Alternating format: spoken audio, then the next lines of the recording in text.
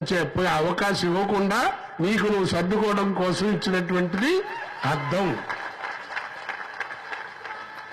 దాన్ని చూసి జ్ఞానం తెచ్చుకో. ఇది నిజ జీవితం వచ్చేప్పటికి అర్థం ఎవరంటే ప్రజలు. ఈ ప్రజల ముందు నువ్వు నుంచున్నావు, నువ్వేం మాట్లాడుతున్నావు, నీ గుండె మీద చేయించుకుని మాట్లాడు. అసలు హిందూయిజం ఉగ్రవాదం తప్పు కదండి. You take from panchayat to parliament. పంచాయతీలో 30 మంది మెంబర్లు ఉన్నారు. ఏదో తెలుగుదేశం వాడు కాంగ్రెస్ వాడు ప్రెసిడెంట్ చేస్తుంటాడు. రోడ్లు వేద్దాం లేకపోతే పంపులు కొట్టిద్దాం అని ఎవడో మొదలెడతాడు. కాదు అంటారు, అవును అంటారు, ఇవన్నీ ఎందుకు ఓటింగ్ అంటారు. సరే ఓటింగ్ పెడతారు. 30లో 16 ఒకటికి వస్తాయి, 14 ఒకటికి వస్తాయి. ఒకటే తేడా. అంటే ఈ ఒక్క ఓటు మెజారిటీతోనే దాని ప్రకారం వెళ్తున్నారు కదా. చాలా గొప్ప ఘనత. ఒక్క ఓటు మెజారిటీతో ఒక మహానుభావ ప్రధానమంత్రిని దింపేసినటువంటి దేశం. అంటే దీంట్లో సిగ్గుపడాల్సిన విషయం ఏంటి? మీరు ఈ ప్రభుత్వం వారు పరిపాలించే ఈ కాంగ్రెస్ వారు కానీ వీళ్ళు కానీ వాళ్ళని మద్దతు పలికేవారు కానీ సిగ్గుపడాల్సింది ఏమిటి? తెలుసుకోండి, మన దేశ రాజ్యాంగమే మెజారిటీని ఫాలో అవుతోంది. కాబట్టి మెజారిటీ హిందువులు ఉన్నటువంటి ఈ దేశంలో అసలు హిందుత్వం గురించి మాట్లాడకపోవడం అనేది పొరపాటా కాదా?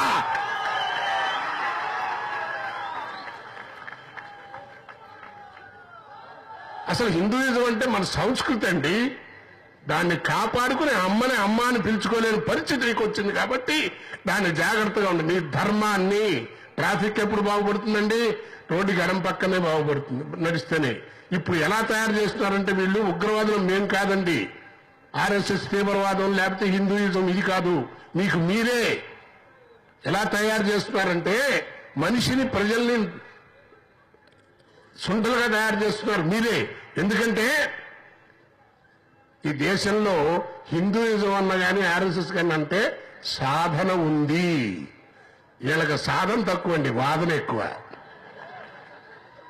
వీళ్ళకు ఉన్నటువంటి హిందూయిజంలో కానీ దీంట్లో కానీ ఉన్నటువంటి సాధన వాళ్ళకి లేదు. మనకు సాధన ఎక్కువ, వాదన తక్కువ. వాళ్ళకి సాధన తక్కువ, వాదన ఎక్కువ. అందుకే వాడు ఏమంటాడు తెలుసారు, వాళ్ళు మాట్లాడుతాం అనుకోండి, బాబు రోడ్డుకి ఎడం పక్కన నడువు అంటే నడిచి చూద్దాం అనుకోడు. అసలు చెప్పడం ఆలస్యం. రోడ్డుకి ఎడం పక్కన నడదు ఆయన అంటే కుడి పక్క నడిస్తే ఏమవుద్ది అంటాడు. కానీ రోడ్డుకి ఎడం పక్క నడుద్దామని ప్రయత్నం చేయడు.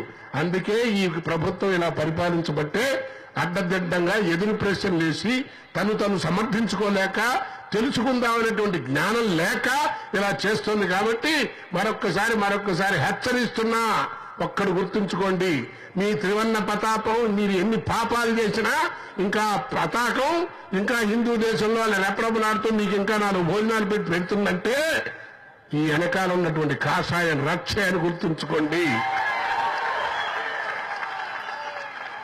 ఇది గనక రెచ్చిపోయి హిందుత్వం తిరగబడిందా మీరు ఎక్కడ కొట్టుకుపోతారో మీకే తెలియదు. కాబట్టి దయించి సోదరులందరూ కూడా మన ధర్మం, మన సంస్కృతి దీన్ని నమ్మండి, దాని ప్రకారం జరిగించండి.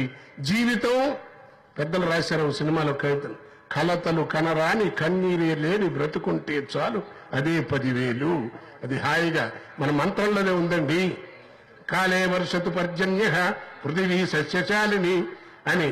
సకాలంలో వర్షాలు పడాలి, సకాలంలో ఈ వర్షాలు పడాలి, పృథివీ అంతా చల్లగా ఉండాలి, అందరం బాగుండాలి అనేటువంటిది పద్ధతిలో ఉన్నటువంటి గొప్ప కోరిక ఉన్నటువంటి హిందూయిజం. కాబట్టి దాన్ని నమస్కరించుకోవడం కాదు, దాన్ని మనం విస్మరించకుండా ఆచరణలో పెట్టి మన యొక్క గొప్పతనాన్ని కాపాడుకుని మన యొక్క గొప్పతనాన్ని చెప్పుకుంటూ మన దేశాన్ని మన హైందవ సంస్కృతిని కాపాడుకోవాల్సిన బాధ్యత మనందరి మీద ఉందని, ఇది నెక్స్ట్ తరాలకు చెప్పాల్సిన బాధ్యత మీ మీద నా మీద ఉందని పెద్దలు చెప్పినటువంటి వాక్యాలను సరిగ్గా పాటించి మనం ఈ దేశాన్ని పురోగతి తీసుకువెళ్లాలని మరొక్కసారి మనవి చేసుకుంటూ సెలవు తీసుకోండి.